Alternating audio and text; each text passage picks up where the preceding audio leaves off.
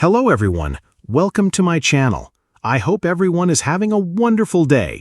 The morning sun crept over the skyline of London as the Good Morning Britain studio lit up with its usual flurry of nerves, coffee, and camera-ready smiles. Among the day's big topics, rising food prices, Wimbledon gossip, and a royal corgi reunion, one headline was set to steal the show. At precisely 7:43 a.m., co-host Rachel Reeves leaned forward, shuffling her cue cards with determined grace. A hush fell across the studio floor. "And now," she said, giving the camera her signature look of poised sincerity, "we turn to my special report, the Economic Revival Plan for 2025. The segment opened with sweeping drone footage of abandoned high streets, overlaid with dramatic orchestral music. Reeves's voice echoed through the melancholy scenes like a BBC nature documentary gone rogue. "The pound has dipped," she began. "Local shops are vanishing, and young Brits are now spending more on oat milk than on rent." But then things took a turn.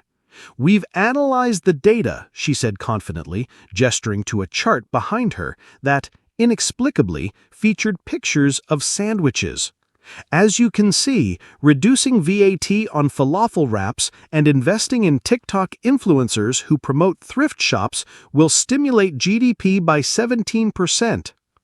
The camera cut to co-host Ben Shepherd, who blinked, clearly unsure if he was witnessing satire or state policy. By 8:01 a.m., #FalafelEconomics was trending on Twitter. Fans flooded the show's Instagram page with furious comments. "Is this satire, or did I just dream that? She's utterly clueless. Falafel isn't going to fix inflation.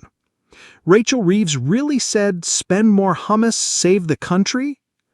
In Brighton, a local economist spat out his tea. In Manchester, a falafel vendor suddenly found herself hailed as a national asset. Back at GMB headquarters, the producers stared at the screen in disbelief. "She was supposed to talk about investment banking," one muttered.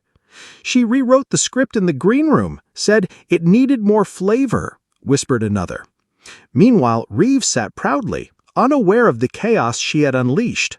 Her Twitter was blowing up. Half the country was mocking her. The other half was booking street food trucks for economic summits.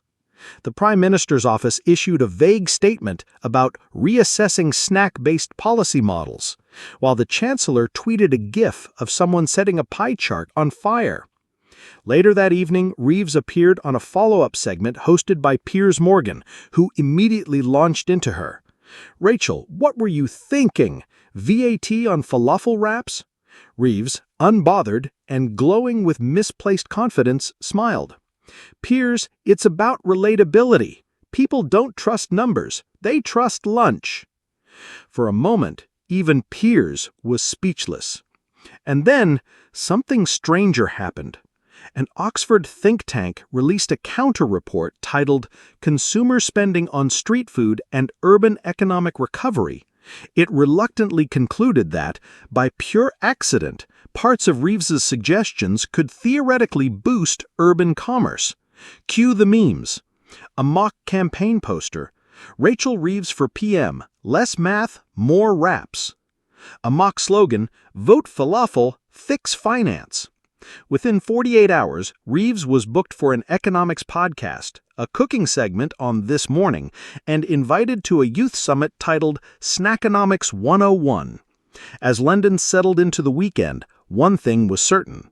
No one had expected Rachel Reeves to shake the political landscape with chickpeas and hummus.